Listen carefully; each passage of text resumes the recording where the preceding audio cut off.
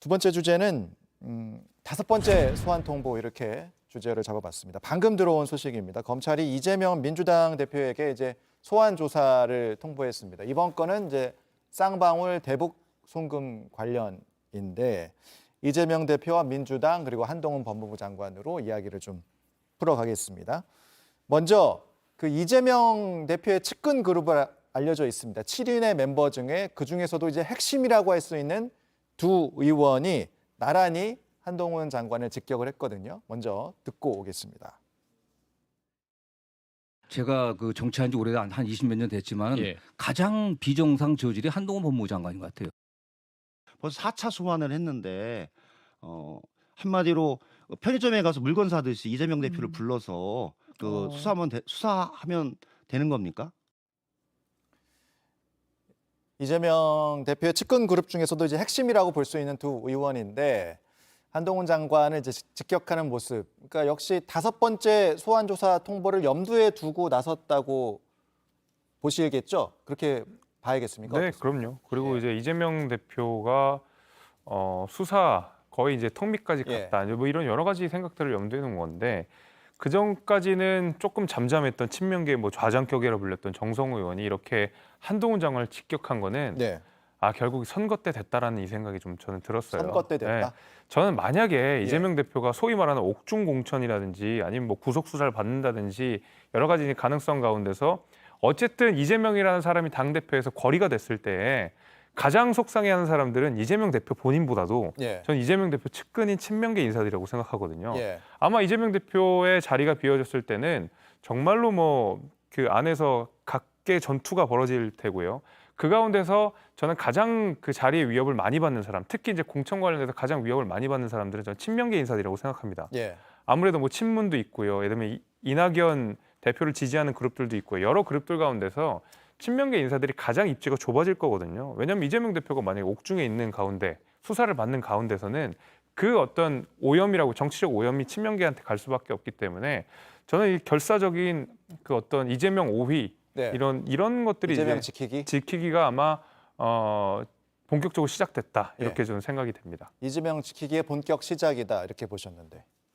그냥 뭐 제가 봤을 때에는 이미 한동훈 장관이 그동안 해왔던 발언들이나 행보들을 보면 그리고 또 검찰이 또 언론 플레이를 하는 것들을 보면 상당히 이미 이 수사 자체가 정치적이다라고 볼 수밖에 없을 것 같아요. 이게 민주당 입장에선 뭐냐면요. 사실 우리가 대선이라는 큰 선거를 치렀고 졌습니다. 근데 그 이후에 계속해서 이제 수사가 이어져 왔는데요. 1년 반이 지나도록 압수수색하고 뭐 관계자들 구속해가지고 검찰 내부에서 탈탈 털은 거 아니겠습니까? 이른바. 근데 지금 보면 뭐 예를 들면 쌍방울 사건 같은 경우도 뭐 이화영 전 지사의 진술이 어떻게 되는지를 봐야겠지만 이화영 지사를 제외한다면 쌍방울 그룹 전 회장이었던 김성태 회장과 이재명 대표 간의 구체적인 연관관계가 전혀 드러나지 않았단 말이죠. 뭐 또는 뭐 변호사비 대납 의혹이라던가. 그러니까 여러 가지 의혹을 두고 검찰이 계속해서 들쑤시기는 합니다만 명확하게 무언가 손에 잡히는 결정적인 증거 또는 결정적인 혐의 이런 것들이 보여지지 않고 모든 게 다 이제 추정으로 가는 겁니다. 사실 이번 소환도 아마 민주당 입장에서는 좀 황당할 것이 지금 뭐 쌍방울 건으로 또 부른다라고 하는데 지난번에 또 백현동 건이었고요. 그게 이제 지난주 17일에 이제 다녀왔죠. 네, 그러니까 이런 식으로 계속해서 이어지고는 있지만 사실상 그동안 기존에 나왔던 의혹들을 되풀이하는 것 외에는 뭐 새로운 증인 또는 새로운 진술 이런 것들이 전혀 확보되지 않은 상태로 계속해서 부르기만 하는 것은 검찰의 일종의 좀 정치적인 플레이다라고 생각할 수밖에 없는 거죠. 그래서 이제 김영진 의원 같은 경우는 편의점에 가서 물건 사듯이 부른다 이렇게 표현을 한 것이다. 그러니까 이제 야당의 당대표가 물론 이제 법 앞에 평등 중요하고 당연히 저도 성실하게 응해야 된다라고 생각하지만 그건 이미 하고 있는 것이고 검찰이 원할 때 언제든지 부를 수 있는 콜택시는 또 아니지 않습니까? 저는 그런 점에서 이 야당 대표에 대한 수사를 제대로 하고 싶으시다면 증거로 말하고 수사로 객관적으로 입증을 해내야 된다. 근데 그 점에서 검찰이 많이 부족하기 때문에 이제 구속영장 청구라던가 이런 시점들까지도 다 고려해 본다면 검찰의 일종의 좀 정치적인 의도가 상당히 많이 포함되어 있다라고 보는 거죠. 그런데 또 이제 하나 볼 게 오늘 이제 국회 법사위에 오후에 출석하던 한동훈 장관이 이 발언들을 또 하나하나 다 또 되받아 쳤거든요. 이것도 듣고 오겠습니다. 누구요? 누구? 민주당 의원이신가요? 제가 많으셔가지고 잘 몰랐습니다. 그 많은 의원들께서 마치 하기 싫은 숙제하듯이 순번 짜고 돌아가면서 이렇게 비슷한 말 하시는 것 같은데요. 상식적으로 정치인이랑 깡패랑 엮인 중대범죄 혐의 수사하면 깡패도 잘 조사해야죠. 정치 인생 20년의 결과물이 고작 토착비리 범죄를 옹호하고 수사를 방해하는 것이라는 거 본인 스스로도 참 안타깝게 생각하실 것 같습니다. 한 장관이 김영진 의원을 정말 몰랐던 것인가? 이건 뭐 한 장관만이 아는 얘기겠죠. 뭐 저희가 뭐 어떻게 추측을 할 수는 없겠습니다만 한 장관의 발언 수위도 글쎄요. 계속 흐름을 지켜보면 점점 더 세지고 있다는 생각도 저는 드는데 어떻게 보셨습니까? 일단 뭐 민주당 의원들과 예. 한동훈 장관의 이 말다툼은 뭐 예. 점점 격양되는 게 예. 사실인 것 같고 그러다 보니까 이제 민주당 의원들이 한동훈 장관을 공격할 때 예. 어떤 뭐 법리적인 내용, 뭐 검찰의 수사 관련된 내용들이 아니라 너무 마음만 앞서는 공격들을 너무 많이 하잖아요. 네. 뭐 최강욱 의원 얼마 전에 뭐 깐족거린다라는 예. 표현 썼고요. 그다음에 뭐 김의겸 의원이나 이런 분들 한동훈 장관이랑 설전 벌일 때도 예. 조금 말하자면 좀 국회의원으로서 돈을 넘는 예. 그런 발언들 많이 하셨고요. 이제 이러다 보니까 한동훈 장관 역시도 이런 수준 낮은 질문에 대해서 예. 뭐 품위 있게 대답할 필요는 없겠다라는 생각을 한 것 같고 예.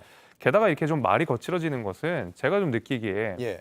최강욱 의원도 마찬가지고요. 예. 그다음에 뭐 김의겸 의원도 마찬가지고요. 이런 거친 질문들과 거친 뭐 비난들을 하는 의원들이 예. 국민의 대표 자격으로 거기 가신 게 아니라 예. 소위 말하는 강성 팬덤의 개딸들의 대표로 가신 느낌들이 좀 들어요. 그러니까 가서 분풀이 해주라는 거거든요. 개딸들이 원하는 게. 그러다 보니까 날카로운 공격들이 아니라 그냥 화만 내다 오게 되는. 근데 국민의 대표로서 국회의원들이 온 게 아니라 개딸의 대표로 왔다 그러면 한동훈 장관 입장에서도 좋게 얘기가 나올 리가 없는 거죠. 저는 그런 맥락으로 이해합니다.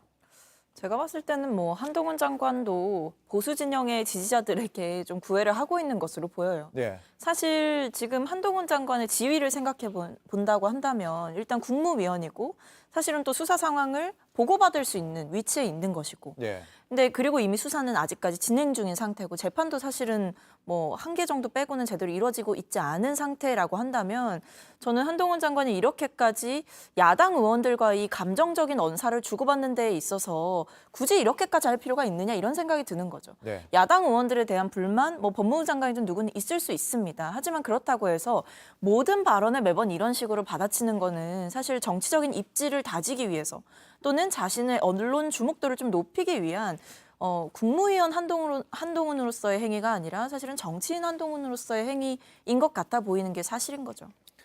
알겠습니다. 이재명 대표에 대해서 이제 5번째 소환 조사 통보를 했기 때문에 일정 조율을 한다고 해요. 이 부분도 언제 또 소환 조사를 받게 될지 관심이 좀 집중이 될 것 같습니다. 지켜보도록 하죠. 오늘 두 분 말씀은 여기까지 듣도록 하겠습니다. 고맙습니다.